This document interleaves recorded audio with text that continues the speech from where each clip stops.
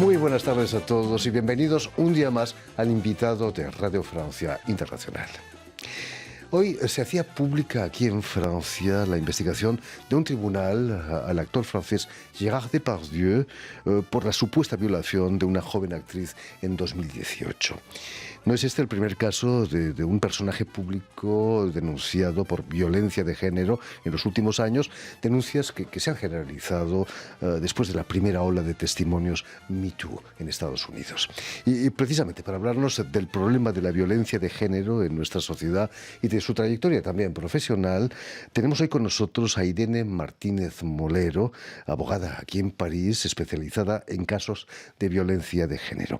Muy buenas tardes, Irene. Hola, buenas tardes, Jordi. Sobre todo, muchísimas gracias por haber aceptado nuestra invitación. Muchísimas gracias a vosotros porque estoy encantada de estar aquí con ustedes. El placer es nuestro. Permíteme, Irene, que explique antes que nada que has nacido en la ciudad española de Cartagena, a orillas del Mediterráneo, pero que va a ser en Madrid donde realizas estudios de Derecho en alternancia con la Universidad Jean Monnet aquí en París. Pero cuéntanos, ¿qué es lo que te llevó a realizar ese doble diploma franco-español? Pues bueno, no es tan romántico como parece, pero simplemente yo vengo de un pueblo, entonces, bueno, un pueblo, una ciudad que es muy bonita, que está muy bien, la gente es muy simpática, pero en realidad pues yo necesitaba salir de la provincia y me fui a conocer el mundo. A Madrid primero, ¿no? Sí, primero a Madrid y me puse a ver las universidades un poco más o menos a cuál era la que me llamaba la atención y vi que había una universidad que ofrecía una carrera en el extranjero. Y yo, que soy una trotamundos, pues dije, bueno, esto es el sitio más lejano al que puedo ir y que mis padres no me digan que no. Así que me apunté a todas las carreras que había en el extranjero y me tocó en esta y me quedé allí. No sé. He leído que realizaste estudios musicales, el derecho ganó. Sí, el derecho ganó porque el derecho es mucho más fácil que la música. La música es mucho trabajo, esfuerzo, bueno, pues hay un sacrificio, ¿no? que yo no estaba dispuesta a hacer. Y bueno, pues el derecho es mucho más llevadero y para mí pues representaba algo que también me gustaba hacer, que es defender las causas perdidas desde siempre y pues eso, conocer el mundo cuando me fui a París. La Mancha no está muy lejos, ¿no? De Murcia. La Mancha. Sí, La Mancha no está muy lejos, pero siempre, bueno, mi socio siempre se está riendo de mí porque soy de Cartagena y tenemos un acento que intento siempre un poco limar, aunque no está bien porque realmente los acentos son lo que diferencian cada sitio de cada región de España, pero sí, bueno, Murcia pues no me daba lo que yo quería, ¿no? Aunque tengo toda mi familia allí, la quiero mucho y le mando un saludo.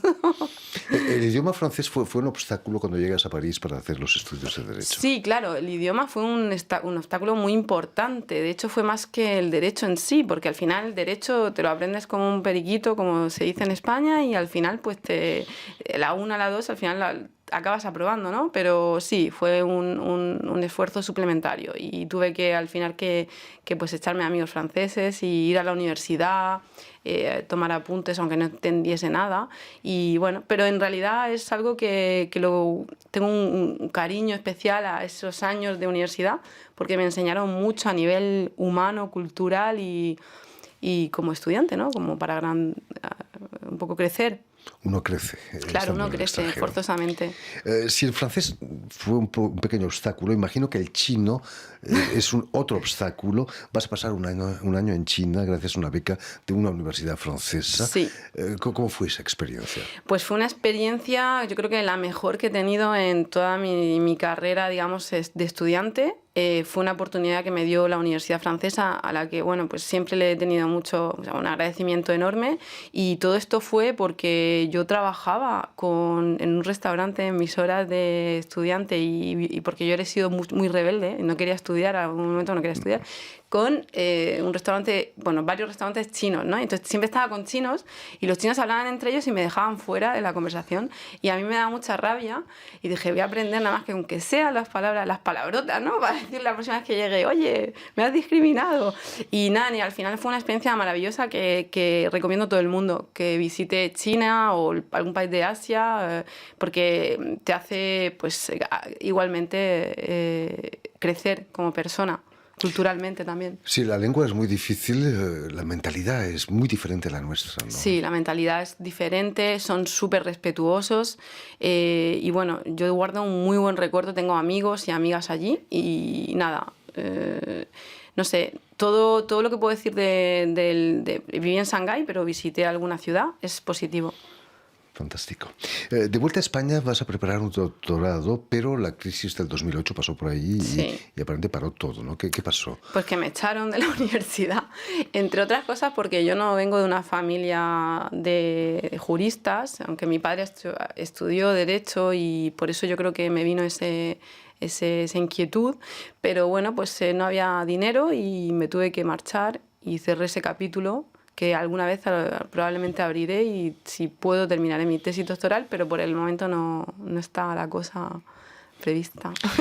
Y Irene, vuelves a París gracias a una beca Leonardo de internacionalización Sí. profesional. ¿Te sentías más europea ya entonces? Bueno, a ver, yo buscaba como un poco pues mi salida, ¿no? Para poder realizar mi sueño, que era tener un despacho de abogados propio. Y la única salida que encontré fue pues postular y hacer concursos para que me diera una oportunidad para poder trabajar. En ese momento en España era como el 2009 o algo así, y no había una crisis muy grande, no encontraba trabajo y estaba un poco desesperada, tengo que decirlo, y por eso me fui a Londres. Cuando me dieron la beca hubo un impasse y sí, fue como es ahora o nunca. Y en el 2016 vas a crear aquí en París, vas a realizar tu sueño de crear en París tu propio despacho de abogados, despacho hispano-francés, orientado sobre todo a la población hispanohablante, imagino, ¿no? Sí. Y latinoamericana. ¿Cuáles son los problemas de los emigrantes latinoamericanos en Europa pues, y aquí en Francia? Pues los problemas de la inmigración en América Latina hacia aquí son los que tiene casi todo el mundo que viene a emigrar, pues el aislamiento, también económico, porque la mayoría que venimos aquí es porque es una razón económica puramente, y luego hay una parte que también viene por razones humanitarias, ¿no? O de conflictos armados o políticos en sus países de origen, como puede ser Venezuela o alguna vez antes Colombia, ahora menos. Pero bueno, encuentran dificultades en el trabajo, en su vida cotidiana, y hace que al final hay una necesidad de que esa población esté, porque además la barrera del idioma también es otra cosa que es muy pues, importante, que hay que tener en cuenta para saber que necesitan apoyo, información, y nosotros pues desde el Cabinet intentamos siempre informarles y ayudarles y acompañarles y nada, un poco ha sido nuestra tarea. Sí, nuestra tarea estos últimos años, y nos hemos dado cuenta que efectivamente que están mal informados o poco informados. En el fondo sois un puente entre el ciudadano y la administración, ¿no? Sí, es como que hacemos un bisagra, como se dice, entre el mundo francés y su mundo, ¿no? Que es como muy complicado todo al final. El hecho de ocuparte de mujeres emigrantes o migrantes te llevó al maltrato y a los problemas de personas transgénero. Sí, claro. O sea, el hecho de ver cuáles son las necesidades de las mujeres, porque a mí me interesa mucho hablar de la mujer migrante. Mujer porque al final la trayectoria de las españolas aquí, por ejemplo, en mi caso soy española, nadie es perfecto. Cuando vinieron aquí en la primera... No eres la única en este estudio. En las primeras oleadas de inmigración eran las personas que se dedicaban a los trabajos del hogar y a los cuidados, que han sido muy maltratadas por la sociedad en general francesa, no porque sea la sociedad francesa, sino porque vienes de fuera y lo único que te queda es hacer eso. Y estoy viendo que efectivamente esa problemática se trasladó a la mujer migrante y no cambió, o sea, la situación no ha cambiado tanto desde que mi abuela o mi tío o mi abuelo vinieron aquí a hacer la vendimia o a limpiar, o en fin. Y eso me trajo un poco a analizar las problemáticas ligadas a la mujer migrante, al aislamiento de la lengua, de la familia, etcétera. Y efectivamente hay una situación de maltrato en ciertos casos, no solamente intrafamiliar, pero también de a lo mejor de la familia, en fin, hay problemáticas ligadas a la mujer migrante que son mucho más, digamos, importantes, porque más graves, de gravedad, por la situación que tiene. Quizás desde la ola de denuncias del Me Too se ha perdido el miedo a la denuncia. No sé si se ha perdido el miedo, en todo caso, avanzamos, que no es poco, y a mí me parece genial que haya personas y mujeres migrantes que vayan y den el paso, aunque estén en situación irregular, porque el mayor miedo es ese, al final. Entonces, a mí me parece que es un paso necesario para que las generaciones que sigan, después que la nuestra, estén concienciadas y que vivamos un poco en la igualdad entre hombres y mujeres. Ese es el feminismo, es eso. Inés, volviendo a la investigación en curso del actor francés Gérard Depardieu por una supuesta violación de una joven actriz, el abuso de posición dominante en el mundo del cine o del espectáculo hace muy difícil no denunciar los hechos. Esa chica, esa actriz, quizás no trabaje nunca más en el cine. Sí, quizás esté marcada para siempre por este hecho, cosa que es, tristemente la realidad.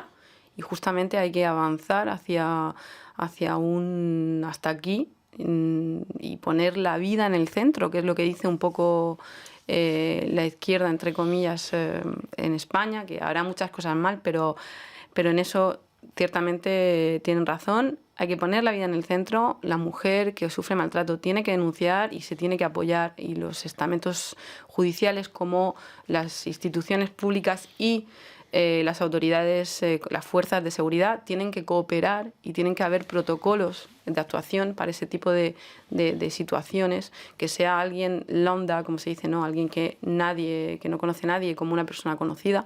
Deben de haber protocolos que se asemejen para un poco que esto avance y que estas cosas, que el que tenga vergüenza no sea la víctima, sino el verdugo, ¿no? En este caso, este señor que, salvo prueba en contrario, por ahora está simplemente inculpado en una causa, en un delito, es un crimen, pero bueno, lo correccionalizarán, como hacen siempre.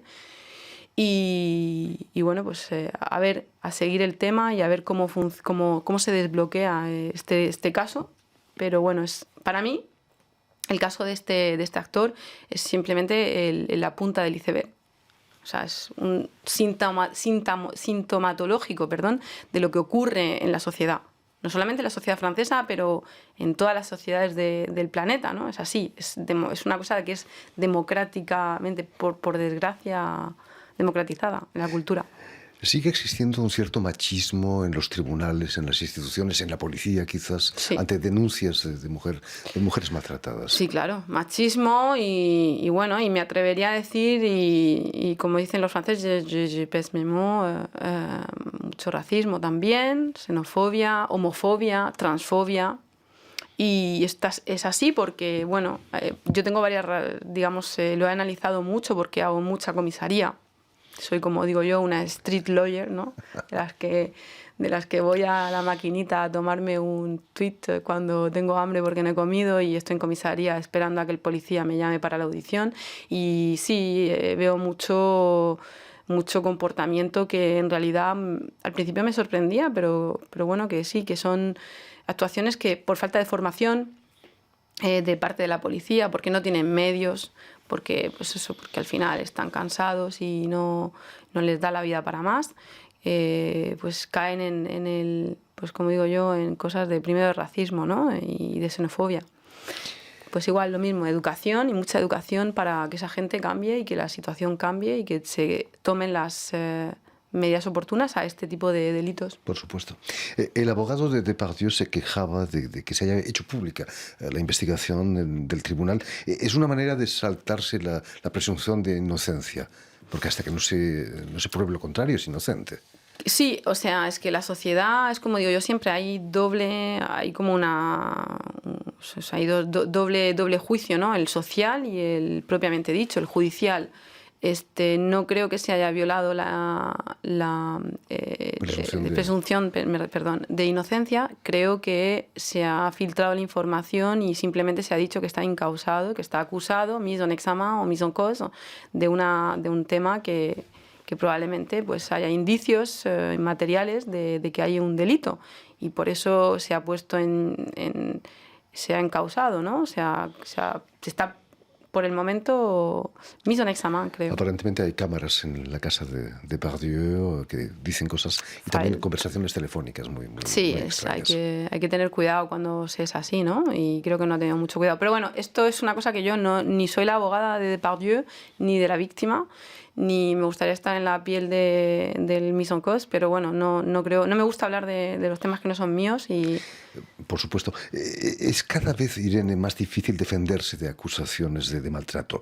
Puede haber casos de difamación también. Sí, hombre, claro. Los casos de difamación existen como en todo en la vida. Hay un porcentaje marginal, por el contrario, hay un porcentaje marginal de este tipo de acusaciones, porque si te pones a mirar un poco, Jordi, las estadísticas que ha hecho el gobierno, hay un porcentaje muy mínimo de personas que dan el paso para hacer una denuncia y de ese porcentaje hay un porcentaje también que no es muy importante de personas que se les condena por este tipo de delitos, con lo cual lo que me deja entender es que la mayoría de las personas que van y han dado el paso ya han madurado la situación y en su mayoría de las casos, no sé, había leído por ahí que era un 89% habían sufrido maltrato de forma repetida y no era la primera vez, con lo cual me parece que es un poco desviar el diálogo y, o sea, el tema sobre todo a unos derroteros que les interesan a unos pocos, porque al final se trata de un poco establecer una política de igualdad y de respeto y eso no ayuda a que esto avance, ¿no? Así que yo en realidad no entiendo cuál es el sentido de decir que en muchas ocasiones hay este tipo de declaraciones, ¿no? De que en muchas ocasiones hay denuncias que son falsas, cuando sabemos los abogados que hacemos esto que no es verdad, ¿no? Por supuesto. Cuéntanos, ¿qué diferencias has encontrado entre el derecho español y el derecho francés en casos de maltrato? La diferencia es que en España se ha hecho un protocolo y hay inclusive unos tribunales que están dedicados a este tipo de maltrato específico porque había una necesidad real de avanzar socialmente y culturalmente en este tipo de crímenes y delitos, pero en Francia no, todo va al derecho común y a veces me da la sensación, y esto es una sensación que tengo yo, de que según la persona que te toque ese día y que pues que esté en el tribunal, pues se va a ir hacia un derrotero o hacia otro, ¿no? Y a veces inclusive la diferencia también, y esto es una cosa que en España todavía no se ha puesto en marcha, hay un momento para intentar desengorger, o sea, para un poco desatascar los tribunales. Hay una competencia por parte del fiscal para poder, digamos que, llegar a una pena, ¿no? Y poder encontrar una solución a este tipo de delitos de violencia. Y la mayoría de las veces esto se arregla con un stage de formación, como una especie como de, pues eso, haces unas prácticas de formación de sensibilización a la violencia de género y pues aquí paz y después gloria. Y esto no es, yo creo, lo más adaptado a una persona que ha cometido este tipo de delitos, porque puede esconder detrás una persona que tiene problemas realmente con la gestión de la violencia y que, bueno, pues que son enfermos en ciertas ocasiones que hay que curar y que hay que, digamos que, dar una respuesta legal, jurisdiccional adaptada. ¿La solución es dar más medios a la justicia? Claro, por supuesto, siempre dar más medios a la justicia y tomar en serio este debate, ¿no? Que es social, que está pidiéndolo la sociedad desde hace ya un par de años de una forma bastante contundente. En fin, muchísimas gracias, Irene Martínez Mulero, por haber estado aquí con nosotros. Recordemos que eres abogada aquí en París, especializada en casos de violencia de género. Permíteme también que dé las gracias a Vanessa Loiseau y a Julian Leng, quienes se han ocupado hoy de la realización del programa, y enviar también un saludo muy especial a nuestros telespectadores, porque también los tenemos que nos siguen en toda América Latina a través de un canal latino que se llama UCL, que emite para todo el continente americano desde Montevideo, allí en Uruguay. Y a ustedes, muchísimas gracias por su atención y les damos cita para una nueva edición de El Invitado de Radio Francia Internacional.